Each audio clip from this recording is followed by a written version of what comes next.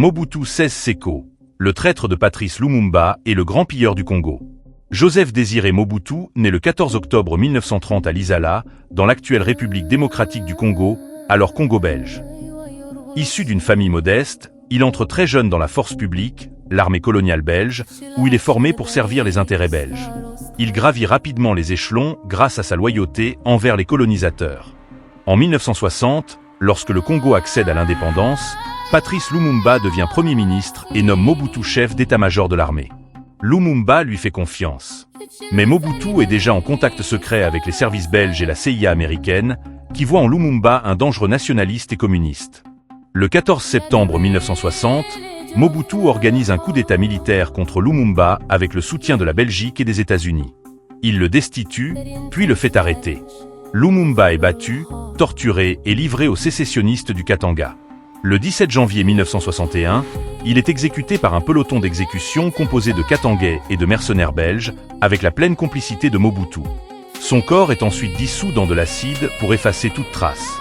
Cette trahison marque le début du long règne de Mobutu.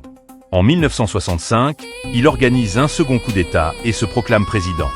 Il rebaptise le pays Zaïre en 1971 et prend le nom grandiloquent de Mobutu Sese Seko Kuku Ngbendu Wazeda Banga, le guerrier tout-puissant qui, grâce à son endurance et sa volonté inflexible de vaincre, va de conquête en conquête en laissant le feu sur son passage. Son règne de 32 ans, 1965 à 1997, est l'un des plus destructeurs de l'histoire africaine. Il met en place un système de kleptocratie absolue. Il pille systématiquement les richesses du pays, cuivre, cobalt, diamants, coltan. Il détourne des milliards de dollars vers ses comptes personnels en Suisse et en Europe. Il construit des palais somptueux, dont le célèbre palais de Kawel dans la jungle, pendant que la population vit dans une extrême pauvreté. Il crée une police secrète redoutable qui torture et fait disparaître les opposants. Il impose un culte de la personnalité extrême, portrait partout, chant à sa gloire, et obligation pour les fonctionnaires de porter un costume à bas cost à son effigie. Mobutu est pleinement soutenu par les États-Unis, la Belgique et la France pendant la guerre froide, car il est farouchement anticommuniste. En échange, il permet aux multinationales occidentales de piller les minerais du Congo. Son régime est marqué par une corruption généralisée, des exécutions publiques, des massacres, notamment à l'Est, et une économie ruinée. Le Zaïre, l'un des pays les plus riches en ressources naturelles d'Afrique, devient l'un des plus pauvres du monde.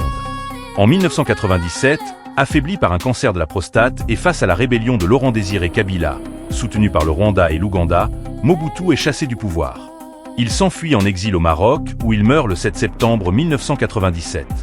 Mobutu reste l'un des symboles les plus noirs de la trahison africaine. L'homme qui a vendu son pays aux intérêts étrangers, trahi Lumumba, et transformé une nation riche en un État failli, tout en s'enrichissant personnellement de façon obscène.